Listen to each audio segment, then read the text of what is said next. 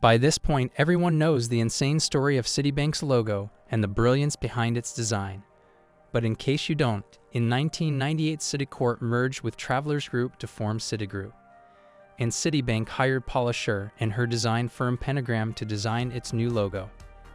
And as Citibank continued to brief the firm about what the logo should represent, Paula Scher started doodling on a piece of napkin, flipped the napkin over, and said, "This is your logo." And Citibank paid $1.5 million for it. $1.5 million for a doodle on a piece of napkin, and it became one of the most iconic logos of all time. But this story does bring up a few questions.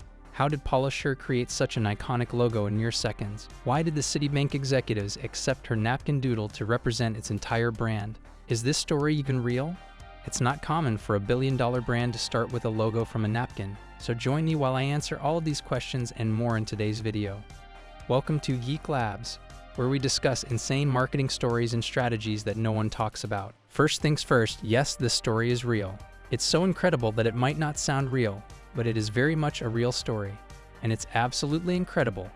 We're all now aware of Paula Scher's story and genius, but who exactly is she, and how did she reach such a high level of talent? In a Madame Architect interview, Paula Scher said that she started out her journey back in high school when she designed posters for prom and football games. At the time, she didn't even know what design is, she just enjoyed creating art. After high school, she attended Tyler School of Art in Pennsylvania, where she, like almost everyone in the creative industry, had imposter syndrome, stating that she felt like she was bad at everything. "I realized that I was pretty terrible at almost everything I did in art school. There were people who drew better than me, painted better than me, sculpted better than me, everything."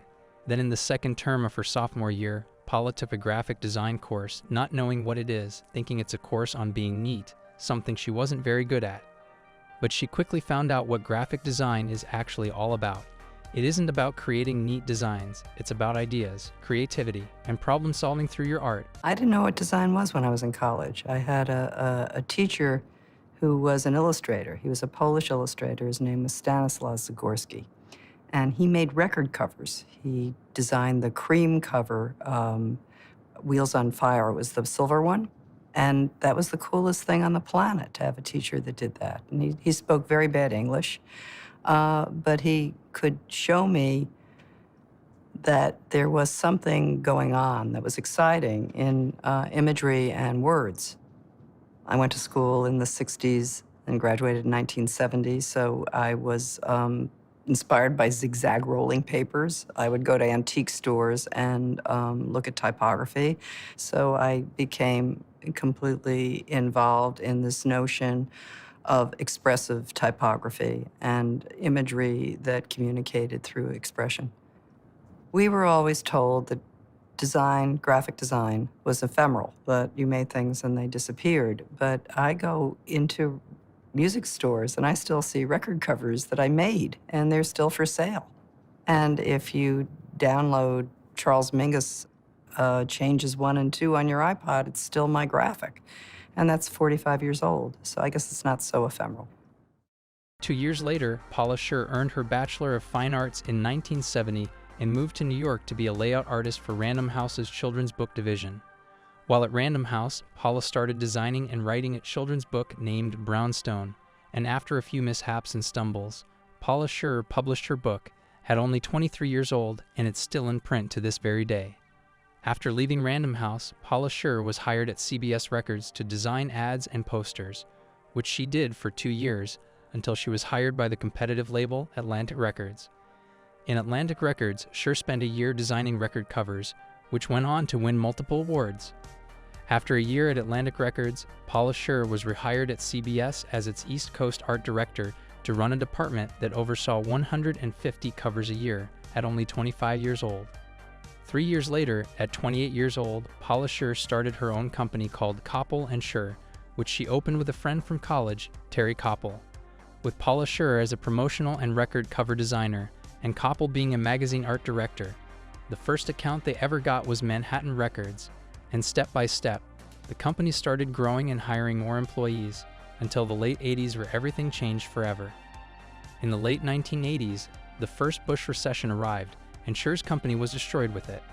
Due to the recession, Terry Koppel didn't receive any work for 8 straight months, and was forced to leave the company to find a job with a standard pay, which meant Paula Scher was left all alone to handle her firm, feeling hopeless about her future.